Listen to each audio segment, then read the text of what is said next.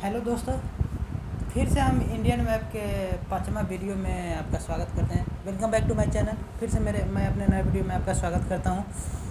और बेसिकली हम खान सर के यहाँ पढ़ते हैं। हम अभी मेरा घर गांव में है, लेकिन हम अभी पटना मुसल्लहपुर हाट में रूम लेकर पढ़ाई करते हैं और खान सर के यहाँ कोचिंग जाते हैं।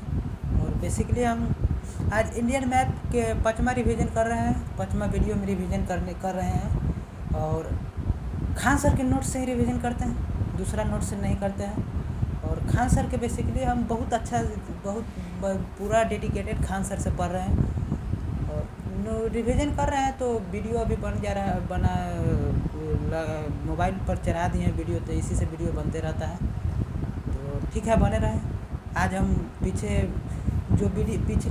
आज हम जो पीछे हरियाणा पूरा रिवीजन कर लिए थे और हरियाणा के बाद उत्तराखंड रिवीजन करने वाले हैं।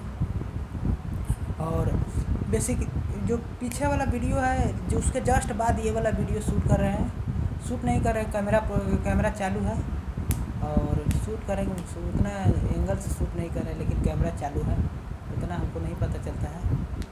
तो ठीक है। और वीडियो लंबा हो जाने के कारण हम भी दूसरा वीडियो शूट कर रहे हैं। तीसरा वीडियो भी शूट करेंगे। वीडियो 30 मिनट का रहेगा, ज़्यादा नहीं रहेगा। फिर तीसरा वीडियो चालू कर देंगे, शूट कर लेंगे। बने रहें। आज उत्तराखंड रिवीजन करने वाले हैं। आज उत्तराखंड रिवीजन करने वाले हैं। तो आज उत्तराखंड की राजधानी सबसे पहले पता होगा किसी को, उत्तराखंड की राजधानी देहरादून है।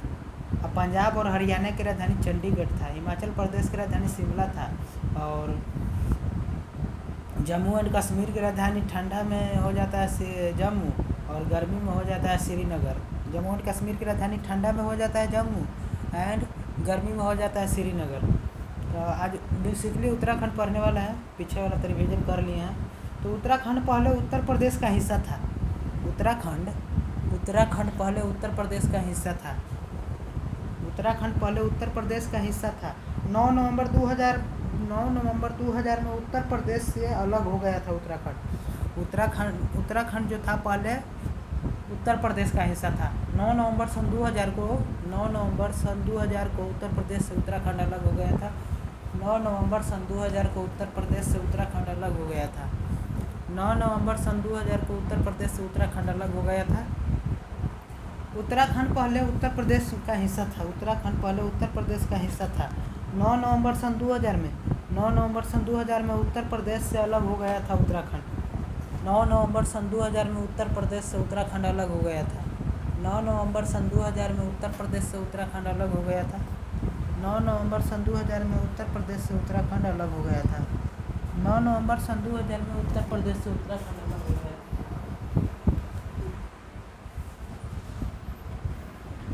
उत्तराखंड पहले उत्तर प्रदेश का हिस्सा था। उत्तराखंड पहले उत्तर प्रदेश का हिस्सा था। उत्तराखंड पहले उत्तर प्रदेश का हिस्सा था। उत्तराखंड पहले उत्तर प्रदेश का हिस्सा था। तो ये जान लीजिए, उत्तराखंड पहले उत्तर प्रदेश का हिस्सा था। और उत्तराखंड पहले उत्तर प्रदेश का हिस्सा था। 9 नवंबर सन 2000 को उत्तर प्रदेश से उत्तराखंड अलग हो गया था। 9 नवंबर सन 2000 में उत्तर प्रदेश से उत्तराखंड अलग हो गया था। 2007 से पहले इसका नाम उत्तरांचल था। 2007 से पहले उत्तराखंड का नाम उत्तरांचल था। 2007 से पहले उत्तराखंड का नाम उत्तरांचल था। इसके बाद में नाम उत्तराखंड पड़ गया था। उत्तराखंड में बहुत पर्यटक स्थल है। नैनीताल, रानीखेत, मसूरी, हरिद्वार। उत्तराखंड में बहुत पर्यटक स्थल है। नैनीताल पहला है, नैनीताल दूसरा है, रानीखेत तीसरा है, मसूरी चौथा है, हरिद्वार तो वैसे ही फेमस है, आप जानते ही होंगे। तो उत्तराखंड में बहुत पर्यटक स्थल है। नैनीताल, रानीखेत, मसूरी, हरिद्वार। उत्तराखंड को प्रशासनिक रूप से 2 भागों में बांटा जाता है। उत्तराखंड को प्रशासनिक रूप से 2 भागों में बांटा जाता है। उत्तराखंड को प्रशासनिक रूप से 2 भागों में बांटा जाता है। ऊपर वाला भाग को गढ़वाल कहा जाता है और नीचे वाला भाग को कुमायूं कहा जाता है। उत्तराखंड के उत्तर वाला भाग को गढ़वाल कहा जाता है और दक्षिण वाला भाग को कुमायूं कहा जाता है। उत्तराखंड का परमवीर चक्र पाने वाला व्यक्ति मेजर सोमनाथ शर्मा को दिया गया था। वो कुमायूं रेजिमेंट के थे। भारत का परमवीर उत्तराखंड को ला गया था। उत्तराखंड के ही थे, लेकिन भारत बोलना था। भारत का परमवीर चक्र पाने वाला व्यक्ति मेजर सोमनाथ शर्मा थे। भारत का परमवीर चक्र पाने वाला व्यक्ति मेजर सोमनाथ शर्मा थे, जो उत्तराखंड के कुमायूं रेजिमेंट के थे। कुमायूं रेजिमेंट के IMA देहरादून में है। इंडियन मिलिट्री एकेडमी कहाँ है? देहरादून में है। उत्तराखंड के देहरादून में है। उत्तराखंड की राजधानी देहरादून है। देहरादून में है IMA इंडियन मिलिट्री एकेडमी। जंगल अनुसंधान केंद्र कहाँ है? देहरादून। जंगल अनुसंधान केंद्र कहाँ है? देहरादून। क्वेश्चन पूछ देगा कि जंगल अनुसंधान केंद्र कहाँ है? देहरादून। IMA कहाँ है? देहरादून। क्वेश्चन पूछ देगा कि IMA कहाँ है? देहरादून। क्वेश्चन पूछ देगा कि IMA कहाँ है? देहरादून। क्वेश्चन पूछ देगा कि IMA कहाँ है? देहरादून। क्वेश्चन पूछ देगा कि IMA कहाँ है? Dehradun. IMA Indian military academy कहाँ है? देहरादून। इंडियन मिलिट्री एकेडमी कहाँ है? देहरादून। जंगल अनुसंधान केंद्र कहाँ है? देहरादून। जंगल अनुसंधान केंद्र कहाँ है? देहरादून। मानचित्र सर्वेक्षण देहरादून में होता है। मानचित्र का सर्वेक्षण कहाँ होता है? देहरादून। कोई भी मानचित्र का बुक निकलता है तो सर्वेक्षण देहरादून में होता है। मानचित्र का सर्वेक्षण कहाँ होता है? देहरादून में होता है। मानचित्र का सर्वेक्षण कहाँ होता है? देहरादून। भवन अनुसंधान केंद्र कहाँ है? रुड़की। भवन अनुसंधान केंद्र कहाँ है? रुड़की। भवन अनुसंधान केंद्र कहाँ है? रुड़की। भवन अनुसंधान केंद्र कहाँ है? रुड़की। IMA देहरादून में है। जंगल अनुसंधान केंद्र देहरादून में है। जंगल अनुसंधान केंद्र देहरादून में है। जंगल अनुसंधान केंद्र देहरादून में है। जंगल अनुसंधान केंद्र कहाँ है? देहरादून में है। जंगल अनुसंधान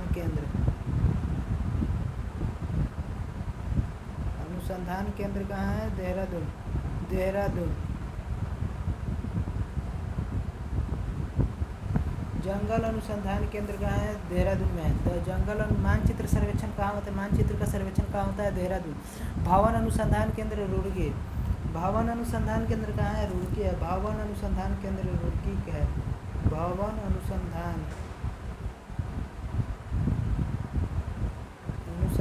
रुड़की। भवन अनुसंधान केंद्र कहाँ है? रुड़की में है। भवन अनुसंधान केंद्र रुड़की में है। गंगा नदी गंगोत्री से निकलती है। गंगा नदी कहाँ से निकलती है भाई? तो गंगा नदी गंगोत्री से निकलती है। हरिद्वार में कुंभ का मेला लगता है। हरिद्वार में कुंभ का मेला लगता है।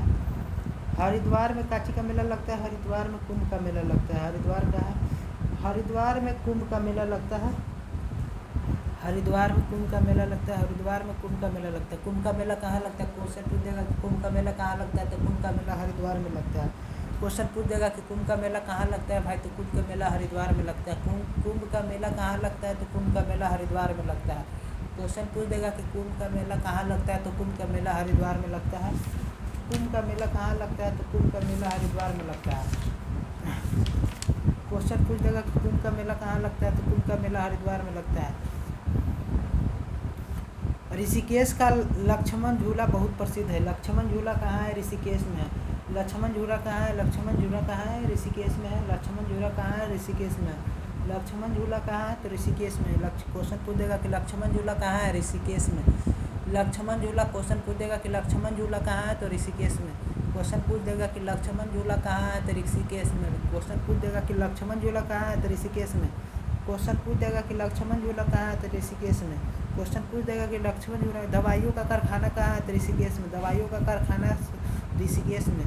दवाइयों का कारखाना कहाँ है? तो ऋषिकेश में। क्वेश्चन पूछ देगा कि दवाइयों का कारखाना कहाँ है? ऋषिकेश में। क्वेश्चन पूछ देगा कि दवाइयों का कारखाना कहाँ है? तो ऋषिकेश में। टिहरी बांध भागीरथी नदी पर मिलती है। टिहरी बांध किस नदी पर मिलती है? भागीरथी नदी पर टिहरी बांध मिलती है। टिहरी बांध भागीरथी नदी पर मिलती है। टिहरी बांध भागीरथी नदी पर मिलती है। टिहरी बांध भागीरथी नदी पर मिलती है। टिहरी बांध भागीरथी नदी पर मिलती है।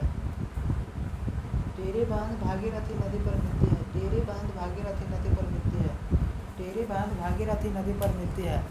टिहरी बांध भागीरथी नदी पर मिलती है। टिहरी बांध 255 मीटर ऊंचा बनाया गया था। टिहरी बांध 255 मीटर ऊंचा बनाया गया था। टिहरी बांध 255 मीटर ऊंचा बनाया गया था। टिहरी बांध 255 मीटर ऊंचा बनाया गया था। भारत का सबसे ऊंचा बांध टिहरी बांध है। हिमाचल प्रदेश में भाखड़ा बांध गुरुत्वीय बांध है, 225 मीटर ऊंचा है। हिमाचल प्रदेश में भाखड़ा बांध गुरुत्वीय बांध है। गुरुत्वीय शक्ति इसमें ज़्यादा खींच लेता है। 225 मीटर गुरुत्वीय बांध भाखड़ा बांध है। हिमाचल प्रदेश में भाखड़ा बांध गुरुत्वीय बांध है। हिमाचल प्रदेश में भाखड़ा बांध गुरुत्वीय बांध है। यह पत्थर से बनता है भाखड़ा बांध। हिमाचल गुरुत्वीय बांध भाखड़ा बांध पत्थर से बना था, पत्थर से बना हुआ था गुरुत्वीय बांध पत्थर से बना हुआ था। हिमाचल प्रदेश में गुरुत्वीय बांध भाखड़ा बांध है। यह किसी भी चलते हुए सामान को ऊपर से खींच लेते हैं। हिमाचल प्रदेश में गुरुत्वीय बांध भाखड़ा बांध है। यह पत्थर से बना हुआ था। अर्ध पिलर बांध टिहरी बांध है। अर्ध पिलर बांध टिहरी बांध है। अर्ध पिलर बांध टिहरी बांध है। अर्ध पिलर बांध टिहरी बांध है। हिमाचल प्रदेश में अर्ध पिलर बांध टिहरी बांध है। हिमाचल प्रदेश में अर्ध पिलर बांध टिहरी बांध है। हिमाचल प्रदेश में अर्ध पिलर बांध टिहरी बांध है। हिमाचल प्रदेश में अर्ध पिलर बांध। भारत का सबसे ऊंचा बांध टिहरी बांध है। अर्ध पिलर बांध टिहरी बांध है, पिलर से बना है। सबसे ऊंचा गुरुत्वीय बांध भाखड़ा बांध है। भारत का सबसे ऊंचा गुरुत्वीय बांध भाखड़ा बांध है। भारत का सबसे ऊंचा गुरुत्वीय बांध भाखड़ा बांध है। भाखड़ा बांध है। टिहरी बांध के सपोर्ट के लिए कोटेश्वर बांध बनाया गया है। टिहरी बांध के सपोर्ट के लिए कौन बांध बनाया गया था? कोटेश्वर बांध। टिहरी बांध के सपोर्ट के लिए कोटेश्वर बांध बनाया गया था। टिहरी बांध के सपोर्ट के लिए कोटेश्वर बांध बनाया गया था। टिहरी बांध के सपोर्ट के लिए कोटेश्वर बांध बनाया गया था। टिहरी बांध के सपोर्ट के लिए कोटेश्वर बांध बनाया गया था। लवासना कहाँ है? लवासना लाल बहादुर शास्त्री नवल एकेडमी कहाँ है? मसूरी में है। आईएएस ट्रेनिंग सेंटर कहाँ है? मसूरी में है। उत्तराखंड के मसूरी में आईएएस ट्रेनिंग सेंटर है। आईएएस ट्रेनिंग सेंटर कहाँ है? मसूरी में। उत्तराखंड के मसूरी में आईएएस ट्रेनिंग सेंटर है। लवासना कहाँ है? लवासना मसूरी में है। LBSNAA Lal Bahadur Shastri national academy IAS training centre कहाँ है? मसूरी में है। आईएएस ट्रेनिंग सेंटर कहाँ है? मसूरी में है। आईएएस ट्रेनिंग सेंटर कहाँ है? मसूरी में। आईएएस ट्रेनिंग सेंटर कहाँ है? मसूरी में है। आईएएस ट्रेनिंग सेंटर कहाँ है? मसूरी में। लवासना कहाँ है? मसूरी में। आईएएस ट्रेनिंग सेंटर कहाँ है? मसूरी में। लाल बहादुर शास्त्री नवल एकेडमी कहाँ है? मसूरी में। नैनीताल कहाँ? नैनीताल कुमायूं में है। नैनीताल कहाँ है? नैनीताल कुमायूं में है। कुमायूं ऊपर वाला गढ़वाल, उत्तराखंड का ऊपर वाला भाग गढ़वाल और दक्षिण वाला भाग कुमायूं।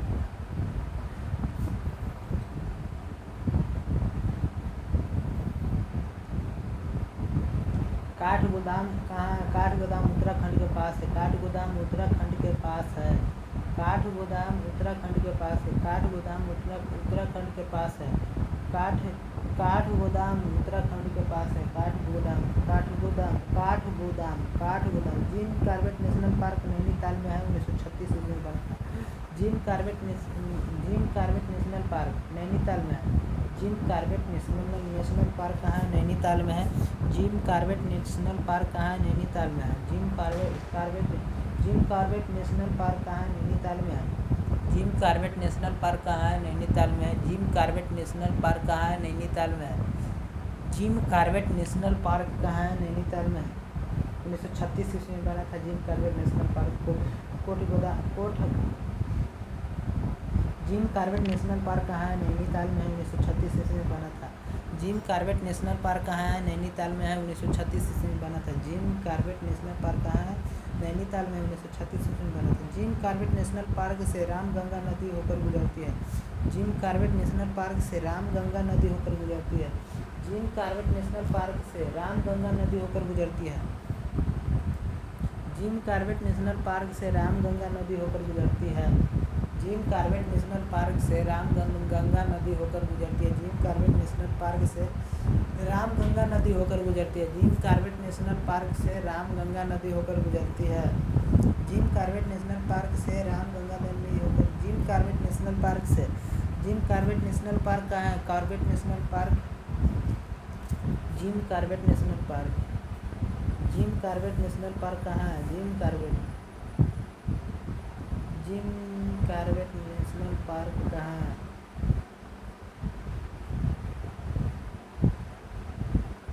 नेशनल पार्क कहाँ है? नैनीताल।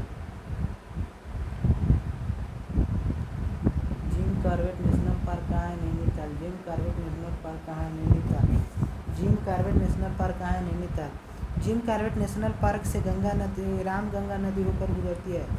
रामगंगा नदी होकर गुजरती है। जिम कॉर्बेट नेशनल पार्क से रामगंगा नदी होकर गुजरती है।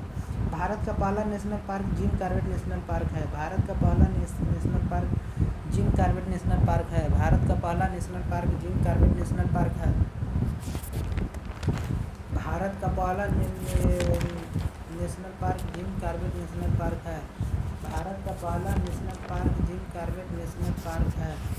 भारत का पहला national park Jim Corbett national park है। भारत का पहला national park Jim Corbett national park है। भारत का पहला national park Jim Corbett national park है। भारत का पहला national park Jim Corbett national park है। भारत का पहला national park Jim Corbett national park है। भारत का पहला national park Jim Corbett national park है।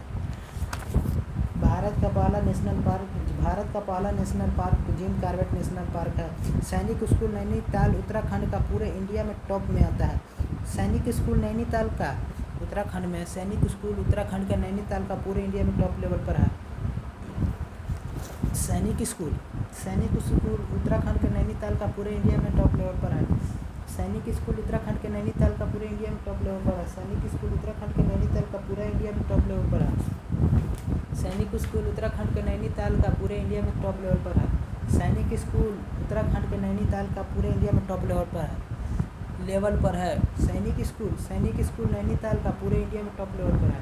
गोपेश्वर का दूसरा नाम चमोली है। गोपेश्वर का दूसरा नाम चमोली है। गोपेश्वर उत्तराखंड के गोपेश्वर शहर का दूसरा नाम चमोली है। उत्तराखंड के गोपेश्वर शहर का दूसरा नाम चमोली है। उत्तराखंड के गोपेश्वर शहर का दूसरा नाम चमोली है। उत्तराखंड के गोपेश्वर का पुराना नाम चमोली है। उत्तराखंड के गोपेश्वर के दूसरा नाम चमोली है। उत्तराखंड के गोपेश्वर का दूसरा नाम चमोली है। फूलों की घाटी चमोली को कहा जाता है। फूलों की घाटी चमोली को कहा जाता है या गोपेश्वर को कहा जाता है। फूलों की घाटी चमोली को कहा जाता है या गोपेश्वर को कहा जाता है। फूलों की घाटी चमोली को कहा जाता है या गोपेश्वर को कहा जाता है। फूलों की घाटी चमोली को कहा जाता है या गोपेश्वर को कहा। चिपको आंदोलन चमोली से ही चालू हुआ था। चिपको आंदोलन कहाँ से चालू हुआ था? गोपेश्वर से या चमोली से चालू हुआ था। चिपको आंदोलन चमोली से ही चालू हुआ था या गोपेश्वर से चालू हुआ था? चिपको आंदोलन चमोली से ही चालू हुआ था, गोपेश्वर। सुंदरलाल बहुगुणा ने आंदोलन चालू किया था। चिपको आंदोलन किसने चालू किया था? सुंदरलाल बहुगुणा ने। चिपको आंदोलन किसने चालू किया था? सुंदरलाल बहुगुणा ने चिपको आंदोलन चालू किया था। चिपको आंदोलन किसने चालू किया था? सुंदरलाल बहुगुणा ने चिपको आंदोलन चालू किया था। चिपको आंदोलन सुंदरलाल बहुगुणा ने चालू किया था। चिपको आंदोलन किसने चालू किया था? सुंदरलाल बहुगुणा ने आंदोलन चालू किया था। यह उत्तराखंड के चमोली शहर से चालू हुआ था। चमोली या गोपेश्वर शहर से चालू हुआ था। चिपको आंदोलन उत्तराखंड के चमोली या गोपेश्वर शहर से चालू हुआ था। चिपको आंदोलन उत्तराखंड के चमोली शहर से या गोपेश्वर शहर से चालू हुआ था। चिपको आंदोलन उत्तराखंड के चमोली शहर से या गोपेश्वर शहर से चालू हुआ था। चिपको आंदोलन उत्तराखंड के चमोली शहर से या गोपेश्वर शहर से चालू हुआ था।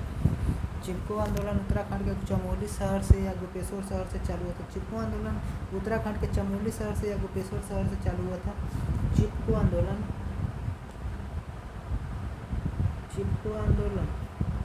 आंदोलन चमोली सुंदरलाल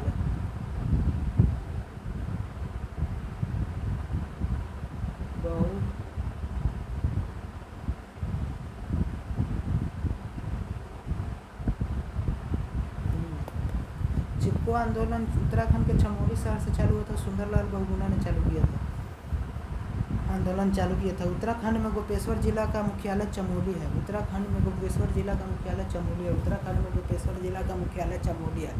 उत्तराखंड में गोपेश्वर जिला का मुख्यालय कहाँ है? चमोली है। उत्तराखंड में गोपेश्वर जिला का मुख्यालय चमोली है। उत्तराखंड में गोपेश्वर जिला का मुख्यालय चमोली है। उत्तराखंड में गोपेश्वर जिला का मुख्यालय चमोली है। उत्तराखंड में गोपेश्वर जिला का मुख्यालय चमोली है। फूलों की घाटी चमोली को कहा जाता है। फूलों की घाटी चमोली को कहा जाता है। उत्तराखंड में 3 दर्रे।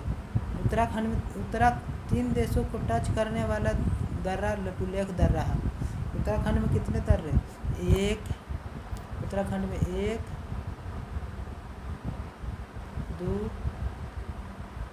धर्म नीति माना। उत्तराखंड में 3 दर्रे बता रहे हैं। उत्तराखंड में 4 दर्रे, सॉरी, उत्तराखंड में 4 दर्रा है। उत्तराखंड में 4 दर्रा है। लेपुलेख दर्रा धर्मा नीति माना। उत्तराखंड में 4 दर्रा है, सॉरी गलत बोला गया था शुरू में, 3 दर्रा नहीं है, 4 दर्रा है। उत्तराखंड में 4 दर्रा है। उत्तराखंड में 4, क्वेश्चन पूछेगा कि उत्तराखंड में कितने दर्रा है। उत्तराखंड में 4 दर्रा है। उत्तराखंड में लेपुलेख दर्रा पहला है, और लेपुलेख दर्रा नेपाल से टच करता है।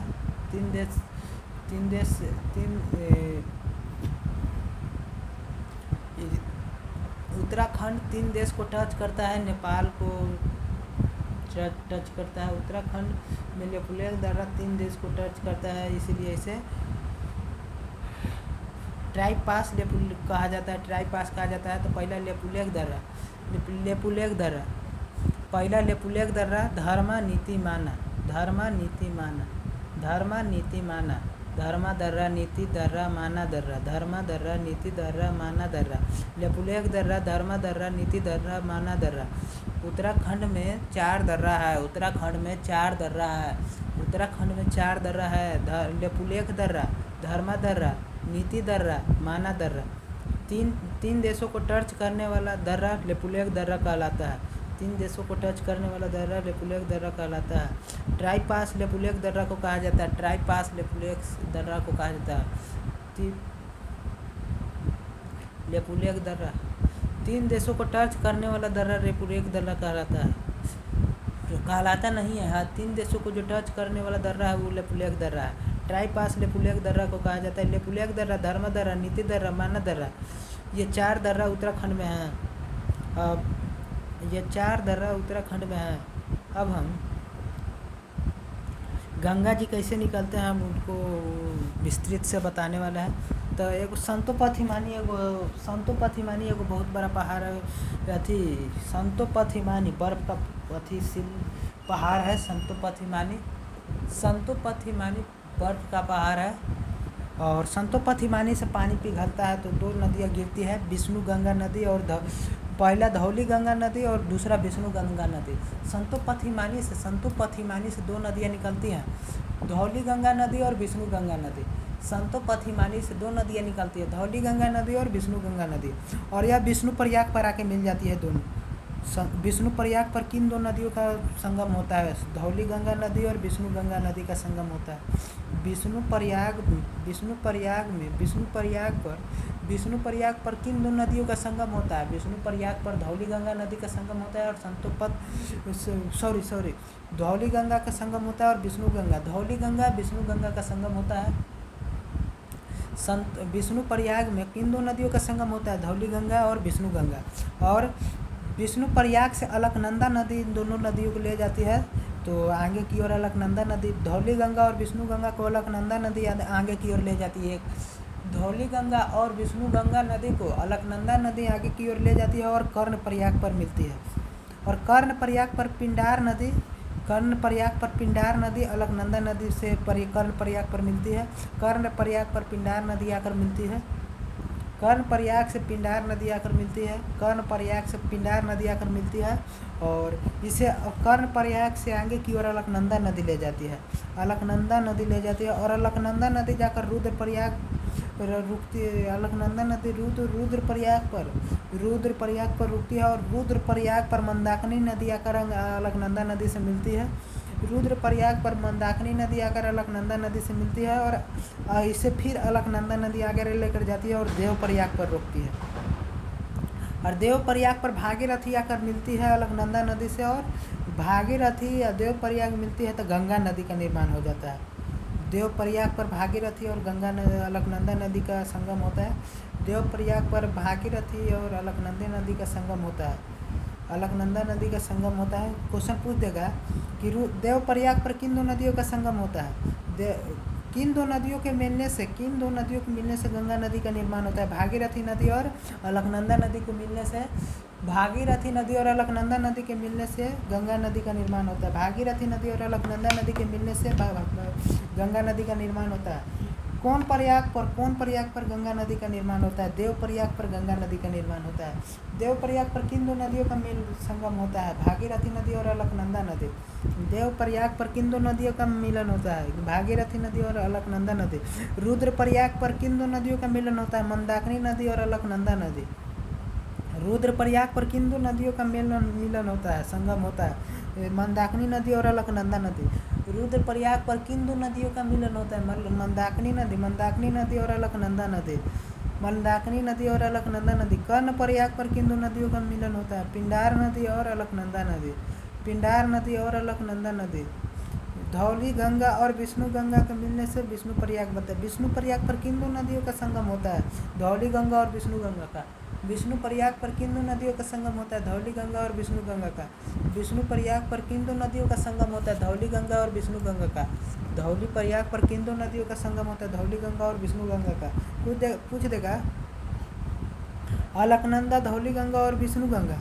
अलकनंदा धौली गंगा और विष्णु गंगा से नदी से मिलकर बनती है अलकनंदा, धौली गंगा और विष्णु गंगा। अलकनंदा धौली गंगा और विष्णु गंगा से मिलकर बनती है अलकनंदा नदी धौली गंगा और विष्णु गंगा से मिलकर बनती है। अलकनंदा नदी अलकनंदा नदी का निर्माण किन दो नदियों के मिलने से होता है? धौली गंगा और विष्णु गंगा नदी के मिलने से होता है।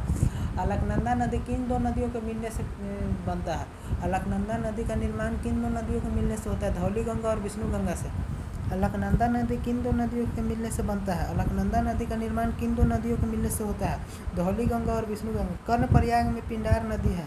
कर्ण प्रयाग में पिंडार नदी आकर मिलती है। रुद्र प्रयाग में मंदाकिनी नदी आकर मिलती है। रुद्र प्रयाग में मंदाकिनी नदी आकर मिलती है। देव प्रयाग में भागीरथी नदी आकर मिलती है। कर्ण प्रयाग में पिंडार नदी आकर मिलती है। कर्ण प्रयाग, रुद्र प्रयाग, देव प्रयाग। कर्ण रुद्र देव।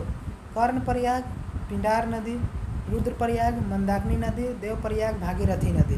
देव प्रयाग भागीरथी नदी और भागीरथी अलकनंदा के मिलने से गंगा नदी का निर्माण है।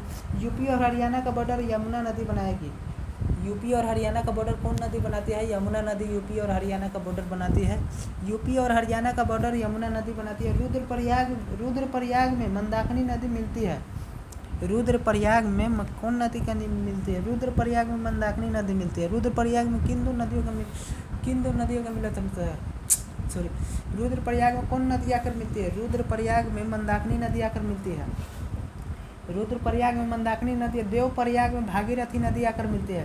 गंगा नदी भागीरथी नदी और अलकनंदा नदी से गंगा नदी भागीरथी नदी और अलकनंदा नदी से मिलकर बनती है। गंगा नदी किन दो नदियों के मिलने से बनती है? भागीरथी नदी और अलकनंदा नदी। असल में गंगोत्री से भागीरथी नदी निकलती है। असल में गंगोत्री से भागीरथी नदी निकलती है। अब उत्तराखंड पढ़ लिए। अब उत्तराखंड के बाद हम पढ़ने वाले हैं राजस्थान की ओर करते हैं। राजस्थान की राजधानी काची है? तो राजस्थान की राजधानी जयपुर है।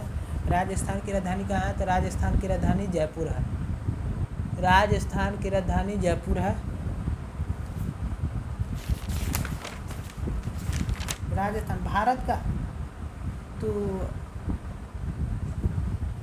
बेसिकली हम आज यहीं पर लॉन्ग वीडियो नहीं बनाते हुए आज यहीं पर ख़त्म करते हैं।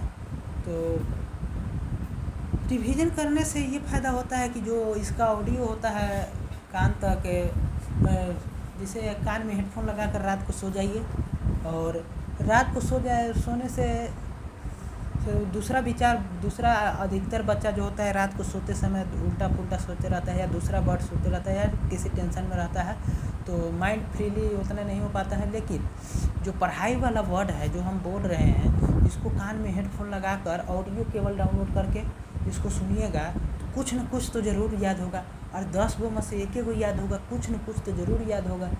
तो इसे हेडफोन लगाकर सुनिएगा और बहुत फ़ायदा करेगा और नींद भी फ्रीली आ जाएगा, दूसरा चीज़ नहीं सोचेंगे और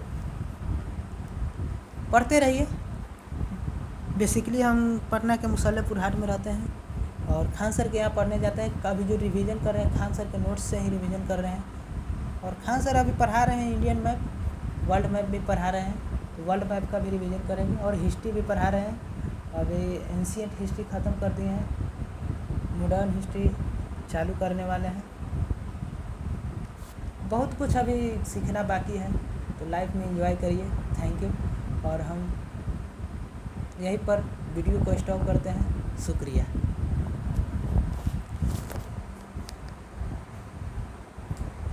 और एक बात, लाइक करना ना भूलें, शेयर करना ना भूलें, सब्सक्राइब करना ना भूलें। और नहीं कुछ करिएगा तो लाइक तो ज़रूर करिएगा। Thank you.